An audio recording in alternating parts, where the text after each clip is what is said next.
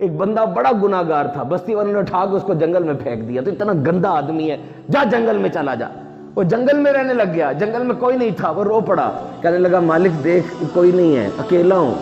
نہ میری ماں ہے نہ میرا باپ ہے، ادھر کوئی نہیں ہے، میں اکیلا ہوں، مالک میں اکیلا ہوں۔ رب تعالیٰ نے ایک فرشتہ اس کی ماں کے روپ میں بھیج دیا، ایک فرشتہ اس کے باپ کے روپ میں بھیج دیا، کچھ بچوں کے روپ میں بھیج دیا، اسے دیکھا وہ خوش ہو گیا، کہا مالک دیکھ میرے بچے ہیں، میرے بیوی سب میرے پاس آ گئے ہیں، اور اسی حالت میں فوت ہوا۔ رب تعالیٰ نے اس دور کے نیک بندے کو وحی فرمائی، جاؤ جنگل میں ہمارا دوست فوت ہو گیا، جاؤ اس کا نماز جنازہ پڑھاؤ۔ اس بندے نے 70 بار گناہ کیے، داتا صاحب کشف المحجوب میں لکھتے ہیں، توبہ کرتا تھا پھر گناہ کرتا، پھر توبہ کرتا پھر گناہ کرتا، پھر جہنم میں لے جانے والا کوئی عمل کر لیتا، پھر توبہ کرتا جو جنت میں لے جانے والا عمل ہے، پھر گناہ کرتا، توبہ توڑ دیا کرتا تھا۔ جب 70 بار ہو گیا، اب اس نے گناہ کیا تو ڈر گیا، کونے میں بیٹھ گیا،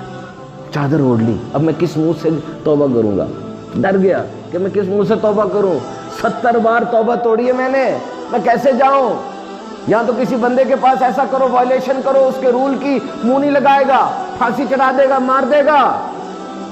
70 بار جب توبہ کی، توبہ توڑی، سر جھکا کے بیٹھا ہے، آواز آئی، بندے